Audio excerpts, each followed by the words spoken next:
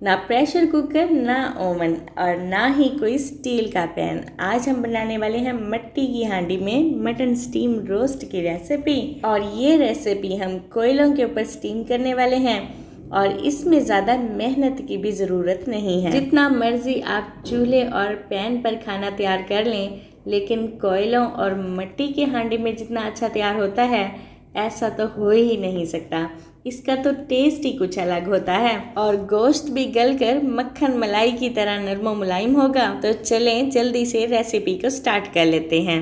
तो यहाँ पर हम मटन का गोश्त इस्तेमाल करेंगे और इसमें मैंने एक नली भी शामिल की है। सालन में नली डालने से एक तो खाने की शान बढ़ जाती है और दूसरा इसका टेस्ट भी बहुत ज़्यादा बढ़िया आता है। और थोड़ा सा मैंने इसमें हड्डी वाला गोश्त भी शामिल किया है और 2-3 इसमें चर्बियाँ भी डाल रही हूँ। बस गोश्त को आपने अच्छी तरह से धोकर इसके पानी को खुश्क कर लेना है।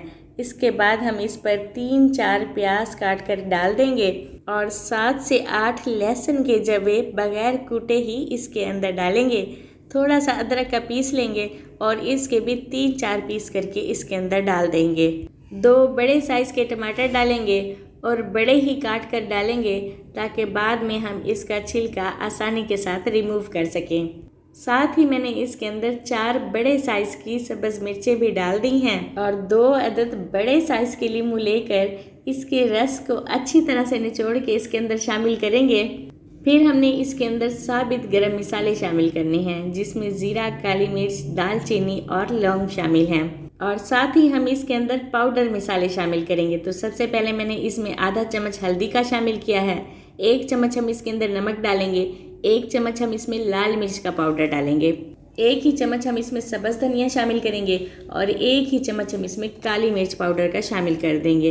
एंड में हम इसमें 1 कप दही डालेंगे और तकरीबन 8 चम्मच हम इसके अंदर वाइट विनीगर शामिल करेंगे।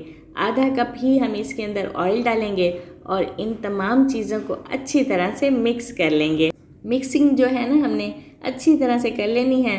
फिर ही हम इसे मिट्टी की हांडी में डालेंगे।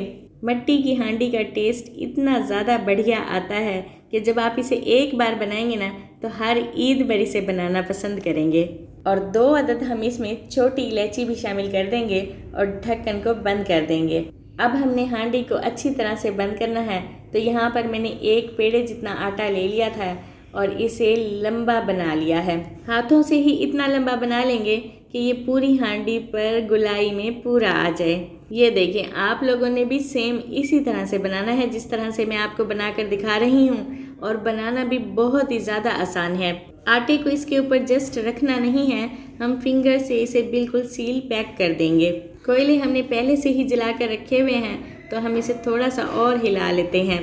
आग को हमने बंद कर देना है और हांडी हम इसके ऊपर रख देंगे। कोयलों को हम साथ साथ हवा देते जाएंगे ताकि ये जलते ही रहें।